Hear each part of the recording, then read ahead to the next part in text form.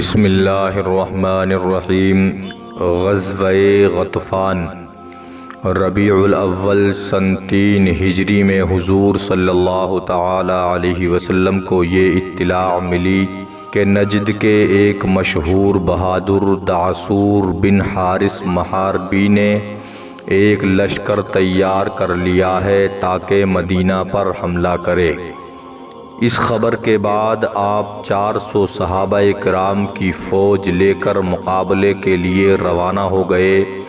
جب دعسور کو خبر ملی تو رسول اللہ صلی اللہ تعالی علیہ وسلم ہمارے دیار میں آ گئے تو وہ بھاگ نکلا اور اپنے لشکر کو لے کر پہاڑوں پر چڑھ گیا، مگر اس کی فوج کا ایک آدمی جس کا نام حبان تھا گرفتار ہو گیا اور فوراً ہی کلمہ پڑھ کر اس نے اسلام قبول کر لیا۔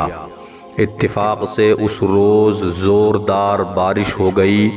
حضور صلی اللہ تعالی علیہ وسلم ایک درخت کے نیچے لیٹ کر اپنے کپڑے سکھانے لگے۔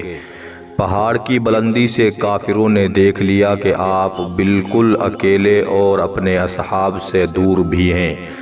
ایک دم دعسور بجلی کی طرح پہاڑ سے اتر کر ننگی شمشیر ہاتھ میں لیے ہوئے آیا اور حضور صلی اللہ تعالی علیہ وسلم کے سر مبارک پر تلوار بلند کر کے بولا کہ بتائیے اب کون ہے جو آپ کو مجھ سے بچائے؟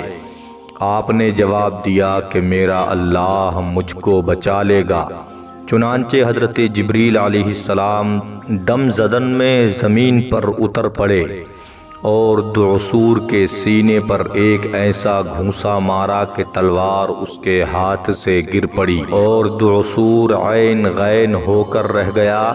رسول اللہ صلی اللہ تعالی علیہ وسلم نے فوراً تلوار اٹھا لی اور فرمایا کہ بول، اب تجھ کو میری تلوار سے کون بچائے گا؟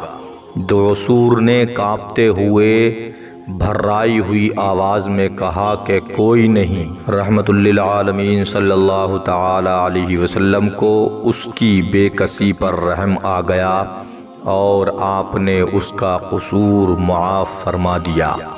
دعسور اس اخلاق نبوت سے بے حد متاثر ہوا اور کلمہ پڑھ کر مسلمان ہو گیا اور اپنی قوم میں آ کر اسلام کی تبلیغ کرنے لگا۔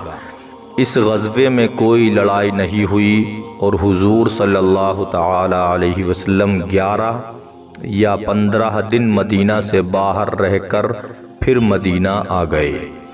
بعض مورخین نے اس تلوار کھینچنے والے واقعے کو غزوہ ذات الرقاع کے موقع پر بتایا ہے، مگر حق یہ ہے کہ تاریخ نبوی میں اس قسم کے 2 واقعات ہوئے ہیں۔